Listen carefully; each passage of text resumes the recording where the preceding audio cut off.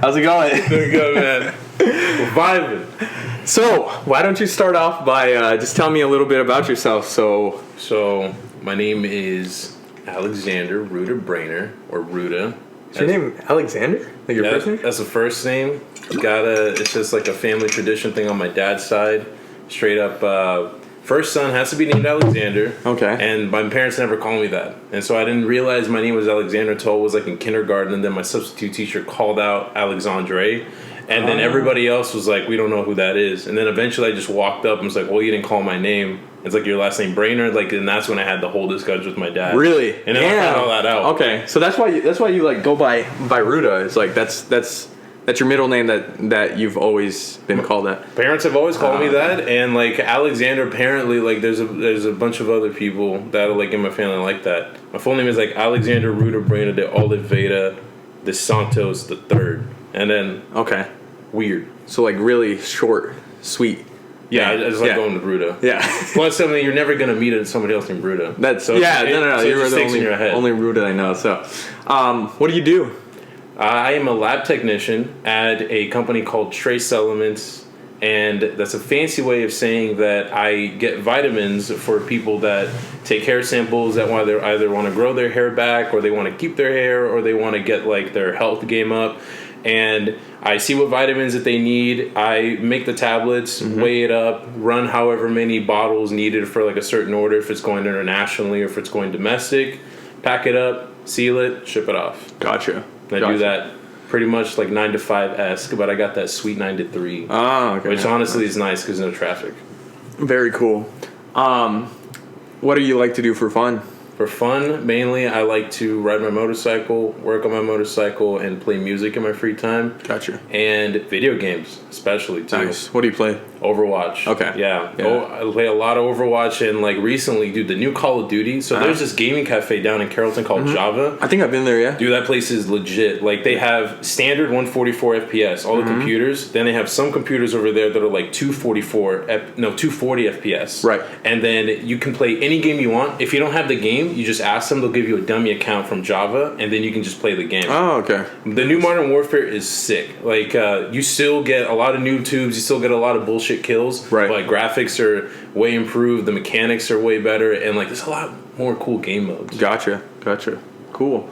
So, how we know each other? Maybe, I guess it goes back to college, the middle of college. We met through a mutual friend. Yeah, we met through Danny. And then before then, even, like, it was back in DFC.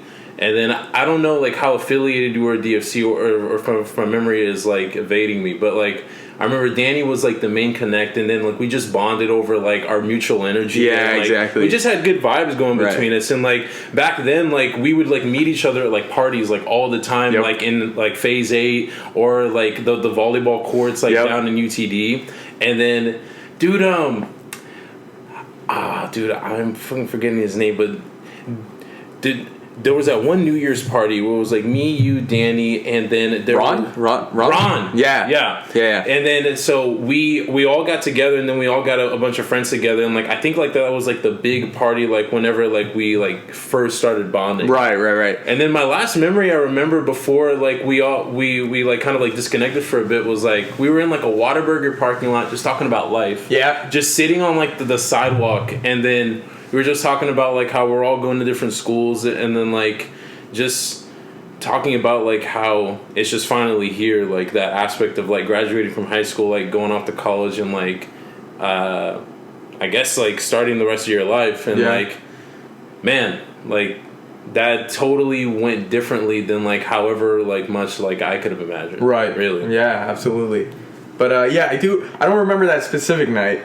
Probably. Yeah, like I remember on the phone, like when we were trying to get this like together, like we were talking about it. Okay, yeah. I don't remember that specific night, but I remember all of us hanging out a lot. I remember who we hung out with that night. So I remember it was like you, me, Danny, and like Ron.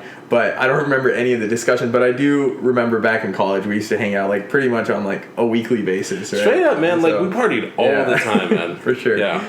So, all right. So now let's get into the actual, I guess, tough questions. The meat and potatoes. The meat and potatoes. Yeah. When were you diagnosed with cancer? I was diagnosed with cancer. So, like, there's, like, a little backstory that leads into it. Okay. So, the 5 to 6 months prior to when I got diagnosed, which was in March of 2018, I had been feeling, like, really sickly and really weak and just fatigued. But then at the same time, like, I was lifting all the time and running all the time. And plus, like, I didn't sleep that much. So I just thought, like, this is just my body, like, reacting to the soreness. This is me just, like, getting over a cold or, like, getting over, like, just a little bit of ailment. So then February of 2018 rolls around. And then I have the worst fever I've ever had. I had the flu. I had a fever of 104. I had muscle pains that... I could honestly just describe as if I moved at all, I would just start crying.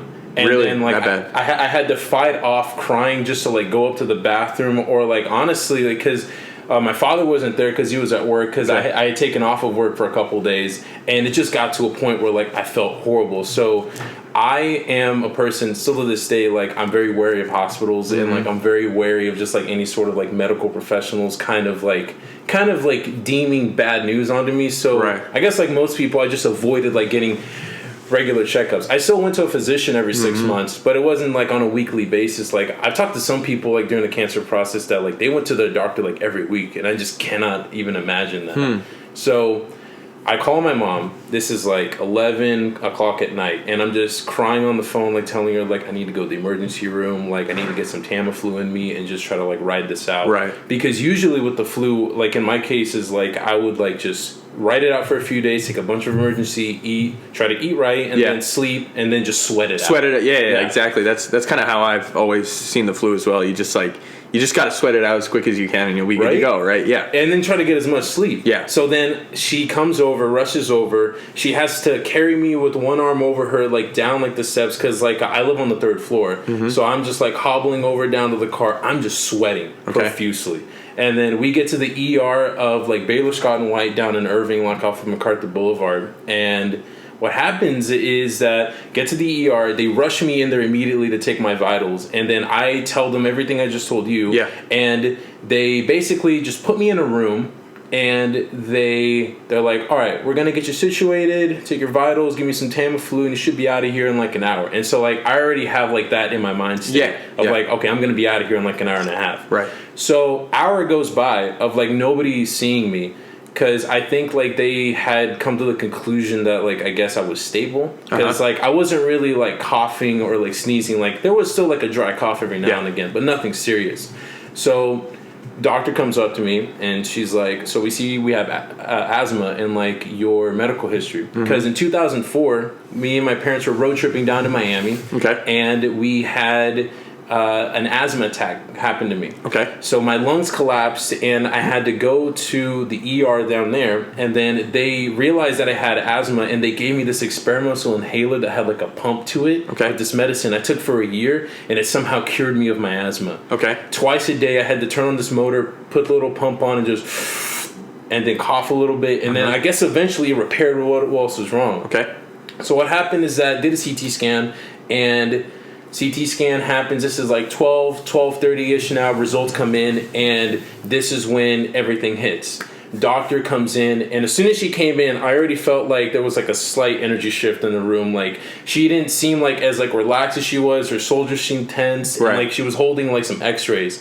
And then so she puts these X-rays up on like the little, like, display like they have. And I just see, like, my diaphragm, and I see, like, a black hole.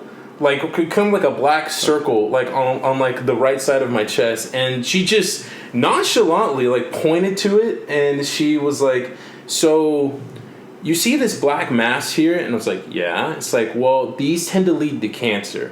And then she just left the room after that. Just did. And then I'm just, like... vibing.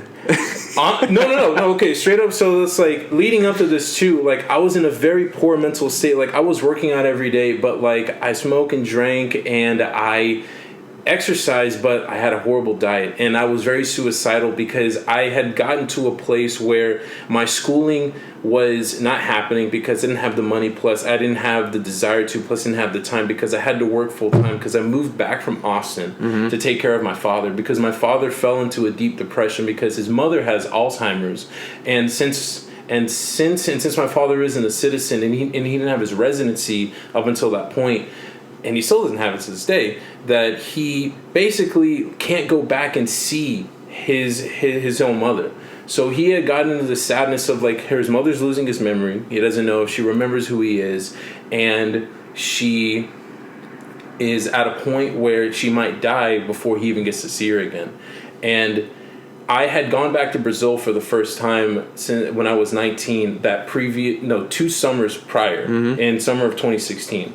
And then so in summer 2016, I went back to Brazil for 2 weeks, got to know my family, visited with them, and I really finally got to know like this sense of community and sense of family, because my whole life growing up, it was just me, my mom, my dad, and my little sister. And from a very young age, I had to learn how to be self-sufficient because my parents didn't know English. So it got to a point where if I didn't teach myself or like kind of like just put my nose to the grindstone and just keep at it, I was going to get left in the dust by my peers, and my parents couldn't help me at all. And there was this pressure, like most immigrants do, from their parents, like, oh, I'm sacrificing so much, like you have to make something of yourself, or else everything. It was all for nothing. Yeah, exactly. Yeah. That's exactly what it is, man. Can definitely relate to that. So what happened there is that all that started culminating. My stress, my anxiety, and just like this self-loathing on top of my poor diet and on top of my poor sleeping habits. And it had just... The doctors never told me this, but just in reflecting, I was thinking that this is what triggered it. It triggered these tumors to come up. So back to the ER now. We're in the black mass is there. The doctor told me signs of the cancer. Me, because I was in that mind state of like suicidal and like I just wanted my life to end, I was actually happy. I actually felt this wave of bliss rushing over me because I had been contemplating suicide for like the past 2 months. And this is the way that I was thinking, that I didn't have the courage to take my own life because I didn't want to admit that life was too much for me. And so I saw her telling me that I possibly have cancer, like this is my door. Like, this is my door to where, like, I can kill myself peacefully, and everybody is going to say that, oh, he just died from cancer. Meanwhile, this is what I wanted to happen all along. My whole plan, in that split few seconds of her telling me that, I immediately just envisioned the next 10 months of myself, because I had a feeling that, like, the cancer would, like, take me quickly. So then I would just take out all my savings and just travel the world until the cancer took me. Because, strangely enough, later on, I found out that I had the same cancer as my dog, and I'll get more on that in a second. But like, so back to the present moment. So this is all rushing through my head. I'm actually elated, which is something you probably wouldn't hear somebody saying like in that moment in time. Right. I turn over to my mother and she is bawling, crying, because the year prior she had lost her mother to brain cancer. Okay. And my grandmother on her side, I had only gotten to know her for those 2 weeks, even though she knew me as a child before I came to America. And as soon as I saw that look in my mother's eyes, I came back to reality and stopped daydreaming or disassociating, what have you, and I realized that, oh, this is happening. Like, this is like a real bad thing, and I shouldn't be happy in this moment. And it got real in that moment. And then I tried to comfort my mother, and I was telling her that everything is going to be okay. And she's like, no, everything is going to be okay. Get that doctor back in here. I'm going to fucking kick her ass. Because she was pissed. Doctor just said, you might have cancer, and just power walk out of the room. Yeah. Like it's like right. She straight up just like left, and I never saw her again after that. Like, I think that even in her eyes, she realized, oh, I did not handle that properly. Right. I just can't go back in there. Was it because that doctor wasn't usually like trained to give that news? I think she was new. Okay. Or something like that. Like, maybe like because I feel like this is just me being biased. I think like most people who go to the ER for like minor ailments, and they just want to get seen quickly. Yeah. The people who like get their finger lopped off or like have something stuck in them, like they immediately get treated. But like I was in a state of like, I had always from a young age like learned to like just like not have people like take pity on me. So I was hiding a lot of my symptoms. Right. And like I was feeling a lot worse than like what they probably led on to think. Even though like I had that fever 104, I had the pains, like they already given me Tylenol and I was feeling better. So I was just like, I kept telling them, like, don't worry about me. Like, just go, like, tend to somebody else who, like, actually needs the help right now. It's like, that's what led them to, like, take, like, long gaps of time before they saw me. That makes sense. So after she said that, mother's crying hysterically, and I'm trying to comfort her. And now I'm at a point where I'm just thinking a million thoughts a minute. Mm-hmm. Like, I'm thinking, like, what are the next 6 hours going to look like? What is the next 6 months going to look like? And everything's just rushing in my head. 2 hours goes by. This dude walks in, and he starts taking notes on everything that I've told you, and I've told the doctor, and I've told everybody else up until this point. And he is now getting mad on my behalf. It's like, wait, so she just told you might have cancer and just left? And like nobody else is like coming to diagnose you or anything, like to run any tests. And I'm just like calmly like, nah. Yeah. And she's like, and he even said, he's like, what the fuck is going on? and then that's when I realized it's like, oh, this is like not proto. This is not the protocol right now. Like a lot of shenanigans are happening right now. Like he stormed out of my room like looking for somebody. Exactly. And then like he came out and he apologized profusely for on that doctor's behalf, and he said, I'm really sorry, man, but it's gonna be like another 6 hours until we get like our lung specialist in, so like he can like give you like a good diagnosis of what he thinks is happening.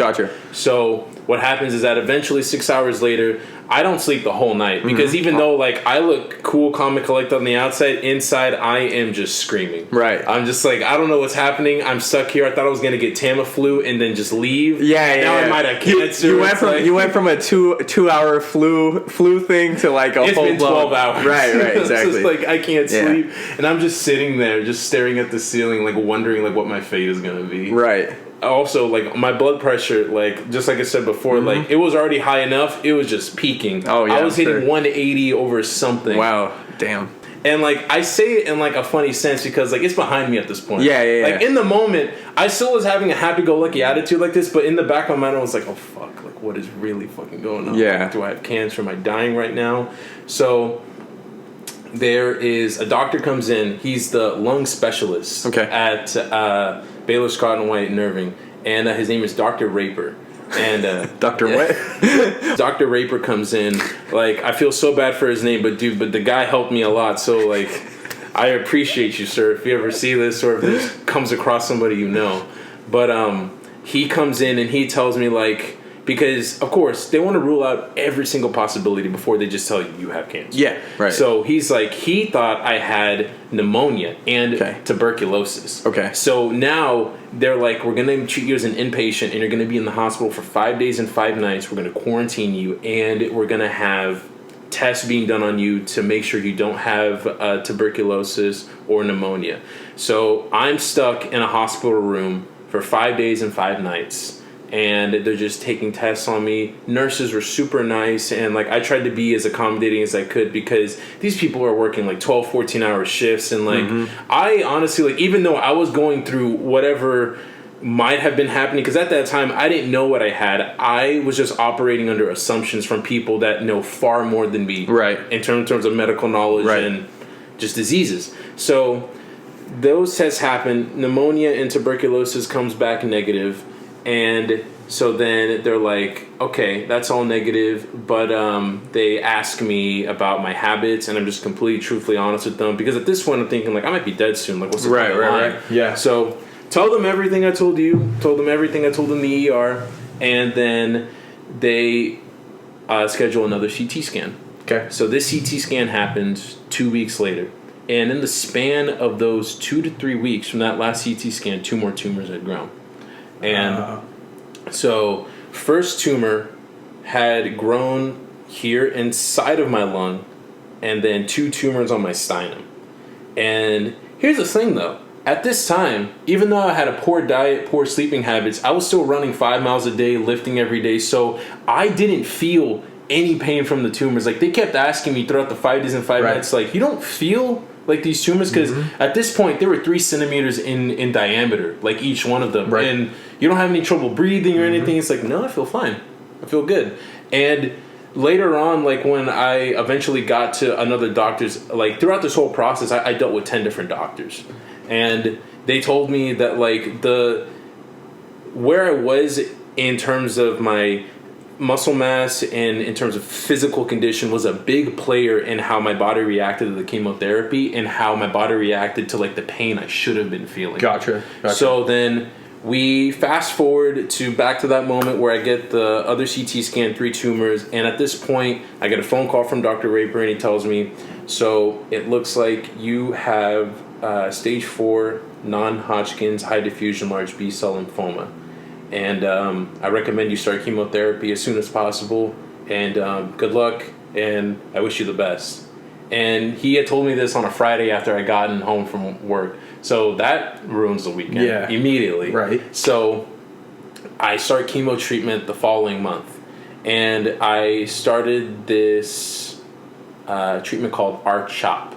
And that's like Rituxan with like some other chemicals that make up that acronym that I'm forgetting in the moment. Mm-hmm. But it was like a real archaic way of like administering chemotherapy. It was this big ass needle that had like this like red chemotherapy inside of it, and the joke around the nurses there that like they had like developed a sense of dark humor, which honestly like I like, because like if you're working in a situation where you have people dying around you all the time, you got to develop a sense of humor. Right, yeah. And they called it the Red Devil Chemo. Okay. Yeah, and so this Red Devil chemotherapy. So I have like a scar here from like my med port where like they injected like all my chemotherapy for all 6 of my treatments for. This thing was a bitch to put in, dude. So after the surgery, could not move the right side of my upper torso for like a good week without just excruciating pain. So I just imagined that I had no arm. I just basically like noodled it everywhere that I went. Okay. Driving was just like this. Wow. Like straight up just imagine that it didn't exist there, because if I put any sort of like, like how you can make your body go limp? Yeah. I just made it go limp permanently, because if I put any sensation of feeling in my arm, straight excruciating pain. And this pain was coming not from the tumors themselves, but from the med port. Okay. Still to this point, I'm not feeling the tumors. Like the doctors, every time they saw me, it's like, you don't feel any pain from the tumors. Like they kept asking me, like they were astonished that like I'm not feeling anything from the tumors. I'm just like, no, this med port just hurts. Okay. Hurts ridiculously. And so what happens next is that the Red Devil chemo, I had 3 treatments of it. Mm-hmm. And what that comprised of was 2 hours of 2 very patient, very, very nice nurses having this big ass needle and pushing all their body weight into my med port, me laid back against the chair, and then forcing this needle into me. Right. The first time I did it, I passed out from the pain. Like, as soon as they started, like, I passed out, and an hour later, I came to, just, like, hazily waking up to, like, the sight of a nurse just, like, angrily, like, pushing a needle, like, into me. And I'm just like, oh, fuck, this hurts. Like, I'm yelling, inside of this room. And then there were, like, these 2 other dudes that, like, had apparently, like, been through chemo twice already. And they're like, you get used to it. And then I was just like, this seems like a sitcom. Yeah. Like, when all this is happening. And the Red Devil, the lady pushing her body. Like, honestly, dude, like, fiction imitates reality sometimes, or reality imitates fiction, but she just kept pushing into me, and then that was what those 3 treatments were like. And it was, I felt like my insides were burning inside of me, like my organs were melting away, and my energy, my sense of enthusiasm, pretty much I was just a hollow shell, just dead inside. And pretty much I skipped over this, but like I feel like it's relevant to mention now. So I made a deal with my mother that night when we were inside of that ER room, because I had told her, like, I'm just going to take out my savings and I'm going to travel the world, because my whole thought process was that I had a dream a year prior to all this happening that I was going to get diagnosed with cancer. And like I said earlier, like my parents are very religious and spiritual, and like I tend to believe in like very ridiculous spiritual things. So like I tend to see my dreams as like omens. Gotcha. So that dream was coming true that night, and so I saw it as if like, oh, this is just my time to go, because I'm very, at that time I was very much a proponent of like, if it's my time to go, it's my time to go. Like I shouldn't fight this. Like I shouldn't try to intervene with like whatever my genetics are telling me is happening. So my mom, knowing the type of person that I am, she's like, I'll make a deal with you. they say that you need to go through 6 treatments of chemotherapy to get rid of this. And that's all that. So they told me, Dr. Raper, that like the chemotherapy, the 6 treatments are all that my heart could take from where its current condition is. So it's either I get healed in 6 treatments or less, or it's game over. Right. And so they told me straight up, if you don't take the chemotherapy, you have 10 months to live. You'll probably be dead before October. Okay. And then if you do take the chemo, you'll still be dead by October if it doesn't work, but at least you tried. Right. And then so my mother made a deal with me. You do the 6 treatments. If you still have cancer afterwards, you're allowed to do whatever you want. Okay. But for these 6 treatments, however long it takes, you are going to listen to whatever these doctors tell you, and you are going to do it. Okay. And then I shook on it, and I made the deal with her. Right. Because I felt like in that moment, I am the type of person, still to this day, like I need something tangible to hold on to, right, to make me keep going. I'm not like one of those people that can force myself to do something with like a big overarching goal, like, oh, I want to be like the president of the United States, or like, oh, I want to like hold this house in Congress. Like, I'm a person that like I attach myself to small little goals so I can achieve them along the way, because I can't look at the big picture. I need to focus on little details to make the big picture. Gotcha. That's the only way that I can do it. So every time throughout the whole first 3 treatments, whenever I was just in pain, passing out from it, dude, the afterwards, just throwing up, diarrhea, headaches, that's what I held on to, the deal with my mother. Like, I just kept going back in my mind, like, because mentally, I had already given up as soon as she told me that, like, the cancer might be a thing. Right. I hadn't even been diagnosed yet. Mentally, I was like, I'm ready to die. But for some reason, my body internally just stubbornly refused to give up. Mm-hmm. And I heavily think, plus the diet that my father put me on, that, and also the support network that I had around me, like, that was what kept me going. Because mentally, I wasn't there anymore. Mentally, I had checked out as soon as that lady said I might have cancer. My body was what fought for me, and my parents and my friends and the diet that I was put on fought for me. So the first 3 treatments went through. The tumors were getting bigger. The tumors were at 5 centimeters in diameter at this point. I'm still not feeling the tumor pain. I'm just feeling the pain from the chemo itself. Right. Because chemotherapy is just literally poison being pumped into you. Right. It just so happens the poison kills the tumors along with you. Right. And it's a race to see if the tumors die first or you die first. Right. And that harsh reality got told to me, and I was just like, all right, I get it. Like, I can't do anything. And like, again, like that deal with my mom, whatever they were telling me, whatever negative news, I didn't care. I was just like, the deal with my mother is solid, and until that 6th treatment is up, I'm gonna do whatever you guys tell me to do. So 3 treatments go, and my Dr. Alada, who's she's part of Texas Oncology at Baylor Scott and White and Irving. Amazing woman. She's been she's been through me through the before process, during process, and still to the after process. She told me, so we've done 3 treatments. Usually by now, people with your cancer, because surprisingly, the cancer that I got is a very common cancer. The way that it manifested is what made it rare. Okay. So they had never seen before ever in their cases that they've studied in school or just in real life, to where the non-Hodgkin's high diffusion large B-cell lymphoma manifested inside the lung. The tumor grew like an octopus and punctured through my right lung and wrapped itself around my right lung, and then 2 tumors in my sinus that started like connecting like roots in a tree. And every time I went to chemo treatment, I went to see my doctor, there was like somebody taking notes, and so like I guess they're writing like a medical piece on it or something like that. Right. Because they had just never seen like that, and somebody this young, because people who get my cancer usually are in their 60s or 70s. Okay. And so they were starting to notice a trend that people my age or younger were starting to get this same cancer, but like they had never seen it manifest this way. So they thought that, like, they kept asking me like, well, would you be willing to donate pieces of your organs, donate pieces of your blood and your bone marrow, and donate anything else that could help us treat people in the future, just in case you don't make it. Because throughout the whole process, they kept talking to me as if like I wasn't gonna make it, and like I fully accepted it. So I was just like, if I'm gonna die, I'd rather try to help somebody that could come on after me. Right. So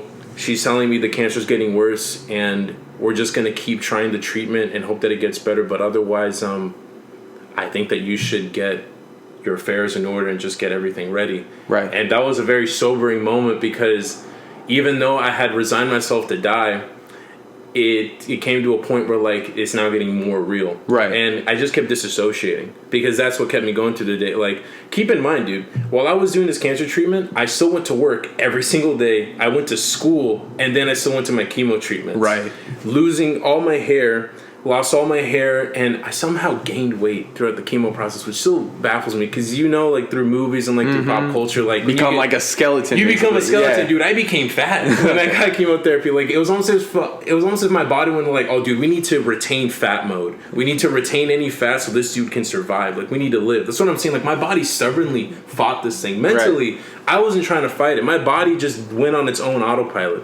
So my stepfather is probably the saving grace to all this, because my stepfather, he is a CT scan salesman by trade. Okay. And so he has contacts down at MD Anderson Cancer Center in Houston. Right. And so he put out, like, a mass email to, like, all oncologists that deal with lung cancers in MD Anderson, because so non-Hodgkin's high diffusion large B-cell lymphoma is a blood cancer. It just so happened that it manifested in my your lungs. lung, right? It could have manifested anywhere, right? And they kept telling me throughout the process too, like, even though I'm not feeling pain, like, it's actually a blessing in disguise that I got it at my age and when I had the type of physique that I had at that point. Because if I was older and I tried to do this chemo, the chemo would kill me before the cancer would, right? Because just enduring that is a hell of itself. So, because the way that my cancer manifested was a blessing in disguise, because there was, so Dr. Hagermeister at MD Anderson Cancer Center, he was the one that took my case. And this guy is this German dude who, very weird and very astute, like very Asperger-y, what my therapist said, not me. Right. Based on what, like, I told her about him. Dude, he told me when I first got down there, because so he called me on the phone and he's like, listen, I want to take you on your case. Your case is very interesting to me. In my 30 years of dealing with cancer, I've never seen cancer manifest this way, and I'm about to retire. I haven't taken patients in the past 5 years. You're going to be my only patient.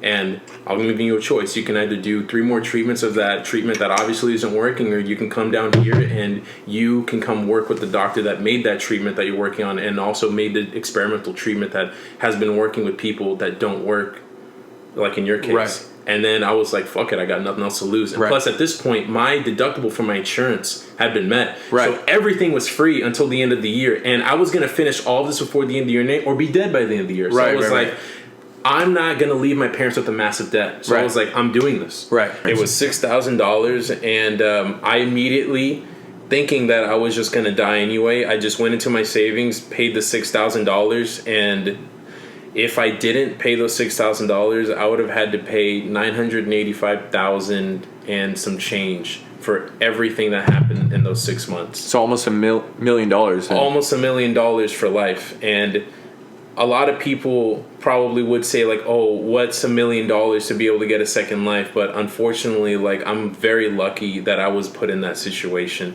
Many people, and people that I got to know, like, while I was at MD Anderson, they don't have that option. Their parents go into debt for them just so their child can have a chance to live. And a lot of times, these people still die. Right. And it's not like that bill goes away. Right. And unfortunately, we live in a country where profit is prioritized over the well-being of its citizens. And I really hope that we get to a place where we value people getting cured instead of people getting treated. I went down to Houston with the 3 treatments, and me and him didn't see eye to eye at first, because he treated me like a number and like a science experiment.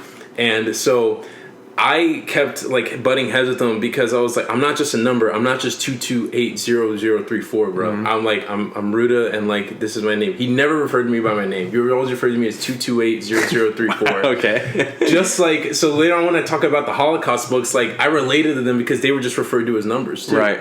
Like, just being able to having to go in their death camps, and not to be as prideful to, like, compare myself to somebody going through the Holocaust. It's just, there was something in there that I could relate to, that I felt like I couldn't relate to with anybody, because I felt so alone even though I had like a beautiful like support network around me, because nobody was feeling the pain that I was feeling, and I couldn't relate to anybody except the people in that chemo room. Right. So we're at MD Anderson now. Yep. We're at the 4th cancer treatment. Right. And so he puts me on this cancer treatment called REPOC, which is pretty much the same chemicals that I had before, but the delivery process is different. Okay. So now I'm hooked up to this CPAP machine that is infusing me 24/7, 7 days and 7 nights, continuous chemotherapy, no breaks. Okay. And he says that like whatever you were feeling on the art shop, this is gonna be it's nothing compared to the pain you're gonna be feeling now. And I was just like, just do it, man. Yeah. Like I don't care at this point. Right. And so I'm just hooked up to this machine, and I'm just quarantined in a room because it destroys your immune system. Okay. Like if somebody coughs on you, you immediately get sick and you could die. Like you have no white blood cells. Everything's getting destroyed because chemo takes the tumors and everything along with it. Lymphoma is white blood cells, right? Or is that leukemia? Or So the way that I understood it is that the lymphoma is like you have your white blood cells, right? Then one day, one white blood cell goes rogue, and it's like, I don't want to protect this dude anymore. Let's kill him. And then he eventually starts to amass like a cult-like following of other white blood cells, and then they clump together, and then they become a tumor, and then they root, and then they start getting other cells and infecting them. Okay. And then that's how it becomes lymphoma. Gotcha. And the lymphoma, it's on your lymph nodes, right? That's where it comes from. Okay. Mm-hmm. So it was like a lymph node near your lung. Well, that is what astounded Dr. Hagermeister. It's like it didn't. The first tumor didn't manifest on the lymph node. Oh, okay. It was like in one of my tunnels of my lungs. The white blood cells just decided to camp out there, form a tumor, then punctured through my right lung and wrapped itself around like a tentacle, like some sort of like alien like tentacle thing. Right. And still could not feel the pain from the tumors at this point. The pain I was feeling from the chemo, and the cancer at this point hadn't really yet affected me in terms of pain. Mm-hmm. And so we have the 3 treatments going on. So after the first treatment, drastic improvement. Like the tumors had shrunk back down to 3 centimeters. They stopped moving. They became stationary because Dr. Hagermeister was saying like they might attack your legs next from like the trajectory from like he looked at the CT scans that I had done, because after each treatment they did a CT scan, blood test, and they did like a wellness test to like see like how well like my physique was holding up, and he was just hypothesizing would end up in my legs. After 4th treatment, they stayed where they were at and they were shrinking in size. Like, this is great news. Okay. And then 5th treatment happens. They get smaller, down to 1.5 centimeters. 6th treatment happens. At that point, they're basically shriveled raisins, and they're in here to this day, and they're considered in remission. Okay. So the thing that was the sobering reality that I found out afterwards is that, because me and Dr. Hagermeister, even though we got off to a bad start, like, I really enjoyed him the most because he was just super truthful, harsh reality. He didn't hold anything back, because after the treatments happened and after like I finally shook his hand and gave him a hug because it was all over, he just like opened his heart to me and like let me know like the reason why I treated you like that is because I had gotten people around your age that had cancers either similar or the same as you, and I had told them everything was going to be okay, and then they died on me, and I have to carry that for the rest of my life. And so I didn't want to open myself up to you and lie to you and then have you die on me and to just add on to the body count. Wow. And then at that point, I just really understood who he was, because he has an assistant who is now the head of the lymphoma department, because he's like a rock star down there, man. Mm-hmm. Like, he goes to China now and he teaches them how to administer REPOC and RCHOP, because he invented these treatments. Okay. All these hospitals that use these chemo treatments, he's the guy who made them 30 years ago, 20 years ago, however long it was. And so Dr. Steiner was like his protege, and now Dr. Steiner is the head of the lymphoma department down at MD Anderson. And Dr. Hagermeister, whenever he feels like it, just shows up to the lymphoma myeloma center and just is like, give me a room, I'll start taking patients, appointment or not. Gotcha. And then he just does what he wants, and I think that's super cool. Like, he just helps people on his own time and his own accord, because he didn't have to. Right, because he's already kind of spread his knowledge, and spread his knowledge, and like in in terms of like financial gains, like he doesn't have to worry about the job or anything like that. He just does it for the pure passion of it. Right. And I think that's what's beautiful, because Dr. Steiner definitely followed in his footsteps in that. Dr. Steiner, like, he is everything Dr. Hagermeister probably was when he was Dr. Steiner's age. Like, very enthusiastic, very emotionally driven, Gotcha. but has all the knowledge. Dr. Hagermeister, through all his trials and tribulations, probably became a cold, stoic figure because of all the pain that he had to witness. And I hope that Dr. Steiner either follows in his footsteps in that same emotional path or does even better. Right. Because I didn't understand it, but in hindsight, I do now. Right. And so... It's like Dumbledore's master plan after like he had like a Dumbledore vibe to him. Like, he was a very wise guy, but like if you just met him like for a few minutes and like didn't get the context, you'd be like, damn, this guy's kind of an asshole. Yeah. And that's how I felt the first 2 treatments. And after the 6th treatment, it was just a whole 180. Like, it felt like he was putting up a mask the whole time. And then he finally took it off. Like, this is how I actually felt. Like, right. I'm really glad that everything worked out, because it didn't look good when you first came here, man. It really didn't. And then we just had a heart-to-heart, and like I just came back there, and a year later, I went back there to try to see if he was there. Mm-hmm. But I just talked to his assistant, and I just left a note that said, "Hey, Dr. Hagermeister, it's 2280034." Not saying my name or anything, because I knew because dude, this guy could remember numbers like a right. Names, nothing. Gotcha. So then I was like, "Hey, it's 2280034." I'm really glad that our paths crossed in life, and I'm very thankful for everything that you've done for me, even if the first few times we met each other, we probably fought a lot. Right. I hope that you're doing well, and I hope that everything's great, and thank you for giving me a reset on my life. Right. And wow, that's what it felt like, man. Like, it felt like the Rhuda that I was before, like that guy died along with the cancer. In the sobering reality that I forgot to mention earlier is that we all have cancer inside of us. Mm-hmm. The cancer is happening at this moment in all of us. It's just that some people, in my case, and it's growing more and more as the years goes on with, you could say maybe it's the food that we eat, our stress levels, the environment that we grow up in, or the environment that we coexist in nowadays. But it's really a sense of the cancer can happen to anybody at any time. And I guess I'm thankful that it happened when I was young and I was strong enough to fight the chemotherapy and the treatment and go through it and be able to recover from it. Because I still know now that the physique I was at during the cancer and before the cancer, I'm nowhere near that, but I'm working every single day to get back to that, and it gives me a goal to strive for to get back to. So I have a question for you, which is, go ahead, man. What was your lifestyle like before the cancer, and what was it like? What is it like now? Like being food, drinking, smoking, sleeping, how much stress, your workout regimen, like how has that changed? So before the cancer, I would eat pretty much anything that I felt like, whether it be junk food, healthy food. It really had no rhyme or reason to it. It was just like, I'm hungry, I'm going to eat whatever I can get my hands on. Gotcha. And I didn't really care about the caloric intake. I didn't really care about like if it was fried, healthy or not. Did not care at all. I smoked pretty much every single day, drank on the weekends pretty heavily. Not as heavily as when I was younger, but I mean, I still drank a fair amount. But also, too, my stress levels was self-placed stress. Okay. Because I felt like I had something to prove, and I don't know, like, if you can relate to this, too, like, based on, like, the whole... Because you definitely can relate on the immigrant mentality of, like, you have to go after it, you have to make everything that your parents went through, like, worth it. But it was also, like, this self-place of, like, I know that I could be doing better than I can right now. Right. But because of my choices early on in life, I'm in a place where I feel lesser than who I am. So I had no self-esteem, really. Gotcha. So that's what I just stuck to, is that I worked out every single day because at least I had a nice-looking body. Like, at least I had that. So that's pretty much became like my persona. Like, I basically became the Chad among Chads. Right. Okay. And post cancer now, man, it's like I definitely don't run as much because my joints, they definitely took a beating from the chemotherapy. I can still run, right, but I definitely not running 5 miles a day. Right. I'm not doing that shit, dude. Cannot do that at all. I mainly walk.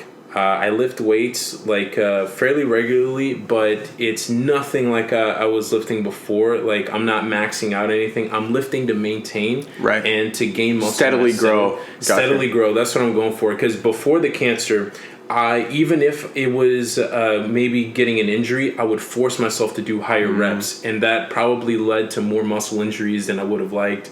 And I'm very adamant now about stretching. Stretching is so important, man. Stretching before bed and stretching when I wake up. Dude, trust me, man. Like, the littlest things that will probably make you angry throughout the day, if you just stretch, man, like, it feels like all of those, like, that negative energy and, like, those, like, pressure points are just alleviated. Your blood can flow. Gotcha. Like that, like, just like that Buddhist philosophy of being flowing like water. Right. And letting things come at you, but letting things happen to you. Right. So, and I don't eat out at all, really. I just cook my own food, so I know what's exactly going in my body. Gotcha. I eat mainly vegetables. Throughout the cancer treatment, and even now post-treatment, my dad got me onto this vegetable shake that me and him make every morning. It's just disgusting ass shake. Okay. That consists of beets, carrots, broccoli, spinach, black pepper, turmeric, Dannon Activia yogurt, so you get that digestive biome going on, those probiotics, and bell peppers, and strawberries, bananas, and coconut flakes. Gotcha. That doesn't sound that bad. Oh, it tastes disgusting. Maybe all at once, yeah. No, yeah, we just blend it all together and then just chug it every single morning, me and him, because so when I was doing the cancer treatment, I'm like, I'm not drinking that. I don't care if it makes me better. It's like, I'll drink it with you. And then we just got into that habit. And like me and my dad bonded throughout the cancer treatment because of it. Because growing up, my dad would work as a cross-country truck driver, so I would see him maybe 1 month on, 1 month off. And during that month on, maybe see him 2 days out of the week. And when he was there at home, he'd be sleeping because he'd be a cross-country truck driver. He couldn't sleep well.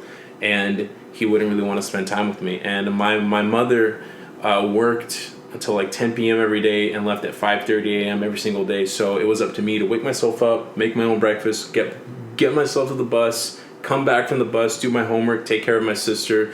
And that's what I meant when, like, from like a very early on age, like, I just learned that if I'm not self-sufficient, I'm going to get left behind in the dust because my parents cannot help me. And that definitely led me to resent my parents for like a good majority of my life. But it wasn't until that Brazil trip, man, when I realized everything that my parents were doing for me was for my own good. And that was the pivotal moment before the cancer, where like I changed completely, because I had this hatred inside of me for my family, because I felt like everything that they were doing was against me and it wasn't there to help me. Like, I felt like I was on my own all the time. I felt like I didn't have a family, even though I did. Even though I was an ungrateful little bastard that was impatient and I had tunnel vision. When I got to know the rest of my family, and I got to know, seeing my mom and my dad interacting with their mom and dad, because my dad couldn't come, but just seeing him interact with his mother on like FaceTime, and seeing my mom physically interact with her dad and her mom, I got to see like that side of them that like most kids like don't get to see when they're little, that they were just a kid too. They're just a grown-up kid trying to raise another kid. And we're all just trying to figure it out. And that's when I realized my dad's depression, and that's when I realized everything he was going through, and I felt like I owed him, because I needed to do something for him, because I couldn't keep living for myself anymore. I needed to find a purpose that was beyond myself, because religion really wasn't a factor for me, because I felt like religion destroyed my family, because it was the reason why my parents got a divorce when I was little. And so I rejected it, but then I realized that me being with my dad was the right decision, and that's what led to everything happening. And truthfully, it probably is the reason why I'm here before you today, because if I didn't decide to move back, I probably wouldn't have the flu while I was living by myself in Austin and not realize I had cancer, and probably would have just died. And wow, it's crazy how it's almost sometimes in life like everything truly does happen for a reason. What are some of like the known causes of your specific type of cancer? Diet, stress levels, and predisposition. Because actually they told me too that I was genetically predisposed to have this happen to me. And it was either going to happen now or later on. And that's why it was a blessing that it happened early on, because I could fight off the chemo. Because that was the main deciding factor. Like, for people who get it in their 60s or 70s, it's not the cancer that kills them usually. It's the chemo treatment. If they decide to do it. Because most people in their 60s or 70s that get it, I was told by doctors at MD Anderson and at Baylor Scrum, like, they usually just decide to just to just keep on living and just let the cancer eventually one day take him out. Right. Okay, that makes sense. Huh. Wow. Whew. Oh, another question. Heavy stuff. Yeah, no, it really stuff. is. It's like I'm like trying to process it and all that. I'm just like, no, dude, it's totally okay, man. Yeah. Like, it's. I try to like whenever I like do like the full dump on it. Is that like, it's with every time I say it, like I realize that like I'm saying everything as if it's normal, but this stuff is like really heavy, and like I still maybe am not like fully aware of it when I say it. So it's just kind of... It's like you can like logically go through the progression, but you're like emotionally still like separated from it to some degree. Completely. Right. Exactly, right. yeah. Because like I think day by day, like I'm still trying to emotionally process it. Because like when I think of like if it defines me or not, like I'm wondering post-cancer, who am I outside of cancer? I feel like I'm just this dude who is now a lunatic that does like thrill-seeking stuff because... I've just been close to death to the point where like I feel close on that little fringe of being close to death. That's why like I got attracted to motorcycles because dude, I rejected motorcycles my whole life because my dad ridden motorcycles his whole life. Gotcha. And he got into an accident doing a wheelie at 100 miles per hour on the highway. Dude fucked up his whole leg, had like a steel rod going down the back of it, and I was just like, I don't understand this. So post the second cancer treatment of that art shop, my dad got it in his head of like, we should bond. Like, you might be dead soon, and I feel like growing up, like I wasn't really there for you, and this is my time to like atone for that. And at the time, I was like, I don't know what we can do because I just don't have the energy to like move around. Like, I barely have the energy to get myself to work and get to school. Like after that, like I usually try to study and just go to sleep. Right. And I just wake up just in that reality because that whole time it just felt like a dream. And he bought the motorcycle that I have now. It's not the one downstairs. That's the second one we got. But the first one is a 1994 Honda CBR 600. Mm-hmm. And we bought that bike for $200. Had everything destroyed on it. Engine, brakes, wheels, rims, water pump, instrument panel, lights, all to shit. And my dad was like, we're going to bring this bike back to life. And it's going to be as like you and this bike are going to be bonded. And when you get over this cancer, this bike is also going to be what comes back to life with you. And we spent 6 months restoring it because, dude, we got so lucky. We found a 1992 of the same style bike, same model, because Honda made the CBR 600 F2 type from 1991 to 1994. We found the 92 model. Dude had barely ridden it, had just been in his garage. Everything that was bad about the 94 we had was perfectly pristine. Gotcha. Clutch, transmission, everything on the 92. So I got to know my 1994 bike like my own body through the cancer. Because I literally had to transplant all of its organs, bones, and its skeletal structure to the 1994. And that's when I bonded with it. And like, this is me. Like, I see myself and my father in this bike. And September of 2018 is when I got diagnosed with, I'm in remission. The cancer is dormant at this point. October of that same year, we fired up that bike for the first time. And in that moment, man, I started crying hysterically. Crying hysterically in the sense of like all of the emotion that I had locked away as soon as I got told I might have cancer. That 6 to 7 month span where I just became a zombie. I became alive again as soon as that engine started. Right, because that's like where you had put your heart and soul into, and then when that came on, then it's like you were good to go too. I was alive again, man. Damn, and, dude, I started laughing out loud, like, because dude, I'm pretty sure the kids around us were like thinking I was crazy or something, because I had never ridden that bike before. We live across the street from a rec center, and so in the rec center there's a big parking lot. So we just pushed the bike over to that rec center. She started right up, and then I just started laughing, crying, just like, just saying in Portuguese, "Ela tá viva," just crying. It's like she's alive, and then it wasn't as if she was alive, but we both were alive, right. And I learned how to ride that bike 30 minutes later in that parking lot and just kept riding in circles for hours. Damn. And my dad was like, we need to go home at some point. It's like, I'm just going to stay here, man. And I rode that bike until she ran out of gas. And then we pushed her back into there. And then that's when I caught the bug. That's when I fell in love with motorcycles. And that truly, I think, besides the cancer, is what has defined me, like, from September 2018 up until now.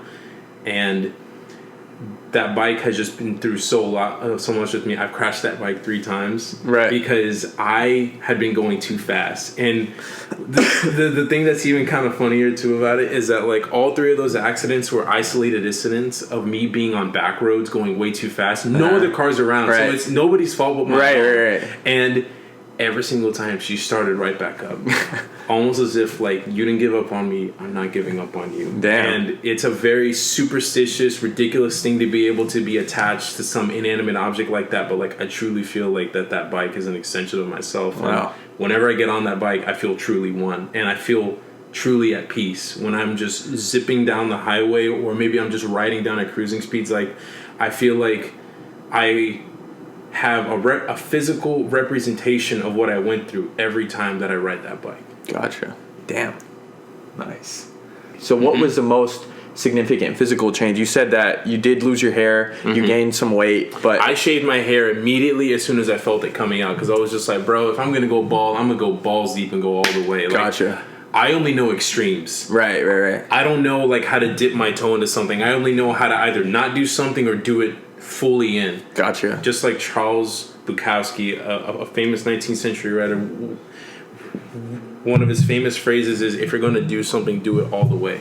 Gotcha. Otherwise, don't try. Yeah, I can kind of relate to that to some degree, because I'm pretty, like, all in with myself. See it, man. Yeah. I respect it, man. Dude, you got the setup going, dude. Dude, you just got to keep going, man. Yeah, and exactly. It's consistency and the experience, and, man, like, I truly believe, especially post-cancer, man, the law of transience, like, I'm probably, like, messing up what it's called right now, but this is what's coming to my mind. It's like, if you truly come at things with love and good intentions, things will work out. Maybe not in the way that you expect it to, but in some form or fashion, the little experiences you have day to day with anybody, or just in general with yourself, they have big impacts on who you are, because you only are the sum of what you do every day, right? Right. Who you are is what the little choices you make every single day to do, whether you choose to get out of bed or not. That makes a big difference in who you are. You went through this. A hair. Oh, my bad. Because about the physical changes. Yeah. Lost my hair, shaved it off as soon as I did. I gained weight, and I just immediately could not, like, do things that I normally could, like walking up the 3-floor walk up that is a breeze now, and it was before. It became like, dude, that was like, I felt like I was the marathon man, like, trying to get up and down those things, man. Gotcha. And fatigue, muscular aches. I was very prone to bleeding. Like, I got paper cuts for the first time in my life, and then, like, it would just kept bleeding, and I'm just like, shit, what the fuck do I do? And it was just things to get used to. And the post chemo treatment is another physical thing that I also had to realize. So it varies for every single person. But the 2 main things that my doctors and myself I've noticed personally is memory loss, and I have allergies that I didn't have before. I'm allergic to peanuts now. Really? And I am allergic to cats. Those are the 2 big allergies that have come up. Also, I'm, like, definitely allergic to high mountain cedar. So, unfortunately, I don't think I can ever go to Oregon, which is something I've always wanted to do. Like, just go out there and camp. Interesting. So, because what they told me is that, like, I think I can be in the vicinity of it, but if I so happen to touch it, hives. Wow. Wherever it touches. And that's what happens with peanuts and cats, because I've had 6 allergic reactions. The most recent one was, like, a week ago. It's like, what happens to me is that my whole body swells up like a cherry. And then through my organs swelling up on the inside and my body swelling up on the outside, it puts pressure on my lungs so I can't breathe, and pressure on my neck. Wow. So I have no airflow. And so what I've realized through going through it 6 times is that if I freak out, it immediately gets worse. I got to stay calm, and I got to get some antihistamines inside of me, and I need to get some artificial adrenaline going because I don't have an EpiPen on me. Okay. The first 4 times that it happened to me, man, I didn't go to a rheumatologist because I had already been wary of hospitals before, but now going to the hospital maybe once every 6 months to going to the hospital every other day for some bullshit. And then I just got sick of it. Yeah. I'm at this point still now. I'm just sick of going to hospitals because like I just know them too well now. Like an uncomfortable amount of knowledge is inside my head now about the inner workings of hospitals and how doctors and their shift schedules work and like how they interact with patients. And so the first 4 times I got my allergic reactions, I just downed a bunch of Zyrtec and started running, even though I couldn't breathe. Because in my head, I was like, if an EpiPen is artificial adrenaline, what if I just naturally make adrenaline? Dude, my rheumatologist, when I told her that, she's like, you should be dead right now. Like, you don't do that. Right. They're like, she was a small little Indian woman that, like, acted like my mom in that moment. She started poking my chest like, you don't do that. Like, you should be dead right now. Like, you go to a hospital or you come to me when this happens. Or you get an EpiPen, which I'm prescribing right now. And I just felt so tiny because I towered over her, but like the I way felt she like was, a little kid. You were like, I was just like, sorry, Mom. I'm sorry. Like, I just did what I had to in the moment. And those are the big physical changes. And dude, the memory loss, like I'm still trying to figure it out because there was this one big instance while before the chemo treatment and during the chemo treatment, I would play shows down in Austin and I would play at South by Southwest. And after the chemo treatment, I got like told by a friend of mine that like we could get like a little band together and do some covers to play at a St. Jude's benefit concert that they were doing like a fundraiser. I ran into this girl named Taylor that she told me that we were in band together from 6th to 8th grade and I played French horn and she played clarinet. And she knew all these details about me, but I had no idea who she was, dude. Because I remember band. I remember playing French horn and trumpet. I remember like a good majority of the memory, but I just didn't remember her. And she seemed so hurt by that. And I didn't know how to react because like it was almost as if like somebody took like an eraser and just went like this. She just wasn't there anymore. And I wonder who else in my life like that has just happened to. And I just don't know. I'm just living day by day because a lot of my life before cancer, I just remember like the few months leading up to it. Like a lot of the other stuff like throughout my childhood, like I just remember bits and pieces. And I'm just trying to like see because it really does feel like I got a hard reset on my life. Like I got a second chance at life and now it's up to me to make the most of it and whatever experiences I've had before, if they catch up to me, to deal with it now in this new mind state because I'm a whole different person than who I was before. And it's just every day, just try to get out of bed and just try to learn something new. Gotcha. Nice. So, what is the current status of your cancer? I'm still in remission. Okay. The only things I know to do is to maintain my stress level, my diet, and my exercise. And I remember you asking me earlier, and that was a good time to go segue into that.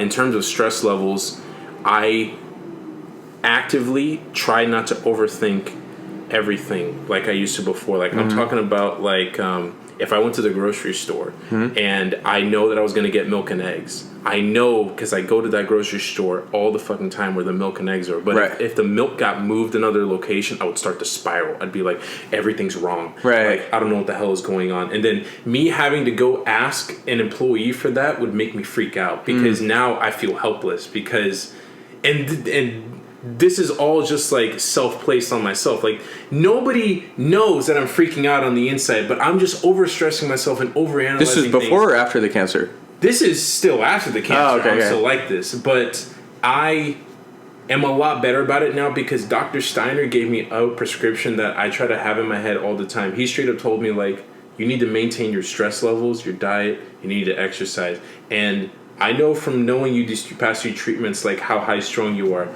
If something stresses you out and you feel it is unnecessary, move away from it. Gotcha. I'm telling you as a doctor, this is my prescription to you. If something stresses you out unnecessarily, you have my full permission to just eject Gotcha. out of the situation.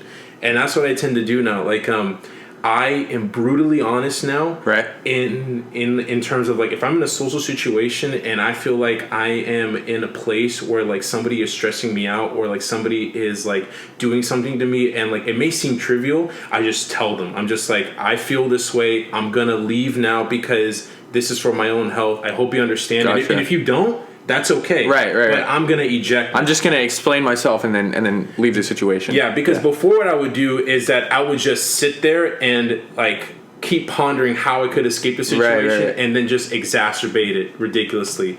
But that prescription is what like leads me to do these things now. Like, Gotcha. I just try to be as truthful as I can, live my truth, be as honest as I can, because if I try to be something that I'm not, that may lead to me getting my cancer again. Gotcha. And that's just not worth it. Gotcha. How long did you have cancer? Like, did you know that you had cancer? From March until September. Okay, so about 6 months. About 6 months. Gotcha. Yeah. How long do you think before that date the tumor had been building up?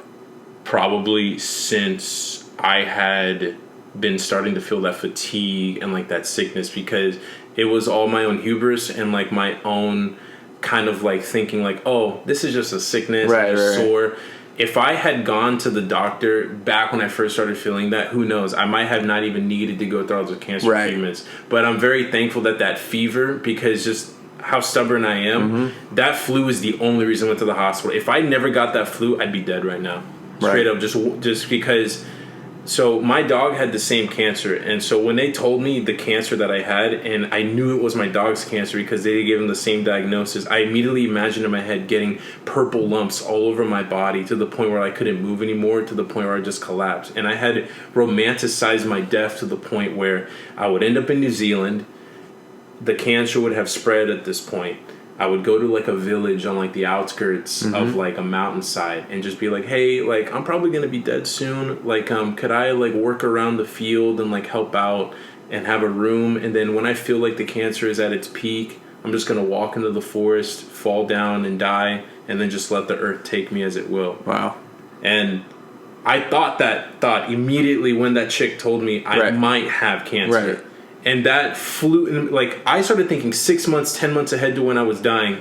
In those 5 to 10 seconds, and then I turned around to my mom. And then that's when I realized you need to disassociate that again and just go back. Gotcha. Go back to what you're experiencing right now. Gotcha. And my therapist has helped me deal with it because, man, dude, my therapist has shown me these books. Man's Search for Meaning, Lack and Transcendence, Thus Spoke Zarathustra, like these philosophers, like...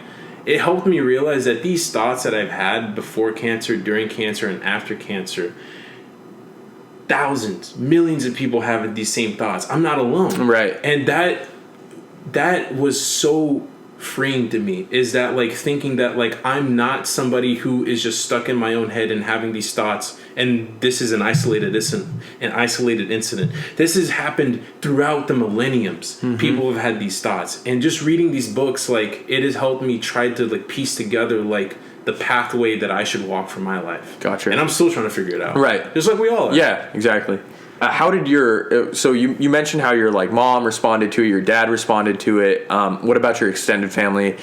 You said you had a sibling, right? My sister, I had never really talked to her about it until after the cancer was done, but my sister just told me, like, even when they told me, like, your cancer was terminal, I never believed you were going to die. And, like, I was just like, props, appreciate that, thank you. Gotcha. But I definitely was close there. Like, right. We were on the fringe of dying real quick. Because, Wow. like, I say we in the sense of, like, my mind and my body was, like, separate at that point. Right. But my sister never believed that I was going to die. She just kept going about her life as if everything was normal. How old is she? She is now 18. And at the time, she was 16 going on 17. Gotcha. What about your friends? I remember when you first mentioned it to me over Twitter or whatever. I was like, wow, man, you didn't mention it at all. And, like, in hindsight, it makes perfect sense. Like, you know, it's not something I wanted to social pariah myself. Right. Straight up. Like, I wanted to eject myself from society because I was just like, this is my pain and I don't want to ruin anybody else's mood or bring down anybody with talking about my pain. Because, dude, during and after, like, just a few months after I got in remission, just because, like, I was excited to tell people, but then I would see in people's eyes that they were like, oh shit, he had cancer. Oh, like, I don't really know, like, how to continue this conversation. Oh, this is a little too heavy for me. And then that's when I realized that, like, hey man, how about you don't lead with cancer? Right. Try to, like, ease into it when, like, they get to know you on a basis of, like, oh, this is a human being besides his cancer. Because that's exactly what that question, like, made me think of, like, the cancer defining me. Because it's like, I would lead with the cancer, and then people I had just met would be like, oh, that's the cancer kid.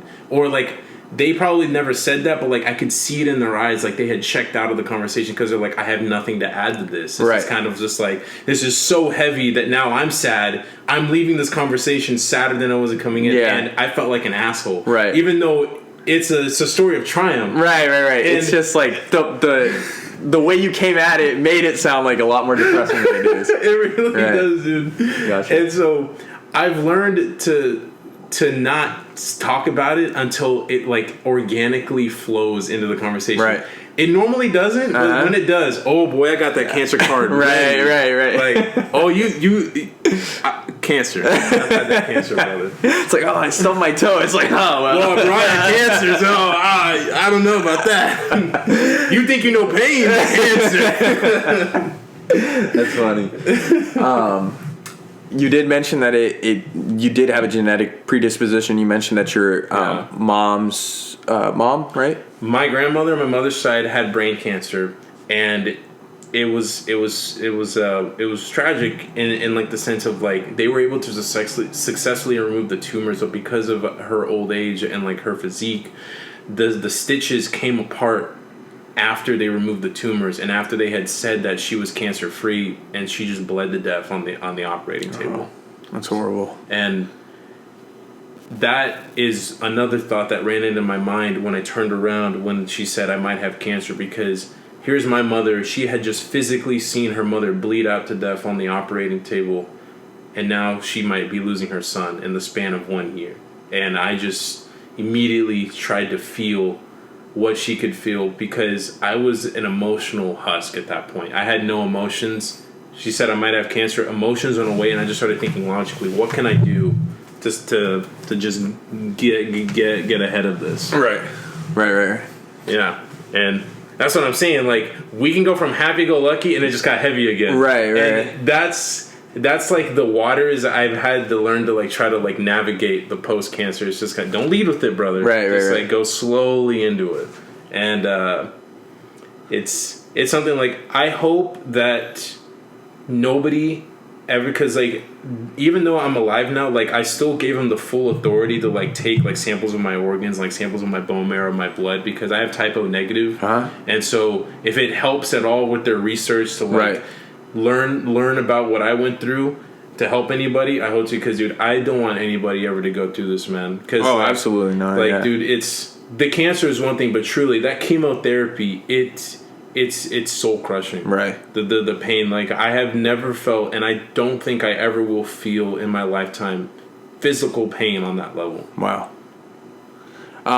You said that there were still those, like, small shriveled up lumps in your chest cavity, and you said they're just going to stay there. You're not removing them, You're at the last one I wanted to tell you. What? So my doctor, Alana, she told me you're eventually just going to piss them out. Really? Yeah. So I was just like, and I was just like, wait, so am I just going to, like, have, like, a chunk come out of me one day? She's like, oh, no. By then, like, they'll be dissolved, but they'll be in your urine, like, eventually. And, like, so eventually you're just going to urinate out and just filter out the tumors, because the tumors are, like, tiny little shriveled up raisins. The last CT scan showed that they're still there. So who knows? The cancer could come back. And, like, I mean, like, one of those questions does allude to if the cancer does come back.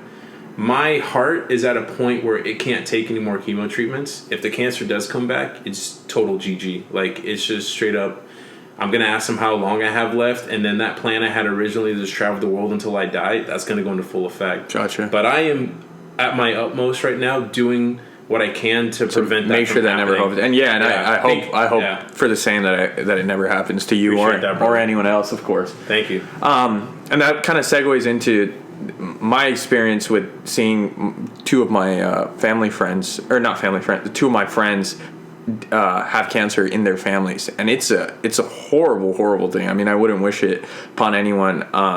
One of them got leukemia, and I actually watched him, pass away, and it's really tough. And then the other one, my friend's mom, she got pancreatic cancer, I believe. Yeah. And you could just see her fight it for years and years, and it did, she did fight it a little bit, and then it came back, and fought it a little bit, and it came back, and then eventually, it was her time. And it's really heavy, and I wouldn't wish it on my worst enemies, honestly. Yeah. So you told me that you kind of had a realization at the funeral of your coworker about how we all have a story, and about how every person makes such a big impact on everyone around them. So do you just want to talk about that? Of course, man. So I had only known him for about 5 to 10 minute segments at a time. We bonded over the fact that he had this cancer called sarcoma, which I believe the main cause is because he was a heavy smoker, and he did drink a lot too. It did lead to his cancer, and he went through radiation, he went through chemo, and he would tell me that what kept him going was the fact that he knew somebody in such close proximity that was going through something similar, if not the same thing as him. And when I got in remission, it helped him to keep fighting. And he kept fighting it because he got diagnosed even before me. He got diagnosed in either February or March of 2016, and he fought it for almost 4 years. And unfortunately, one day he woke up and he had to be rushed to the hospital, and he died at the hospital.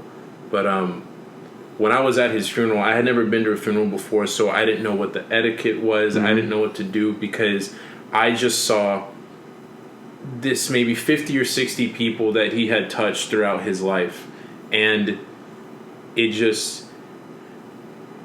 made me really think about how life, when you die, it's not really about you dying, it's about the people that you leave behind. And I just sat there and stared at this slideshow of his life, and I tried to piece together who he was. He was a father, he was a son, he was a best friend, he was a brother to some. Right. And just seeing that, even though I only knew him in such short moments, these people knew him in such a greater capacity, but he still touched.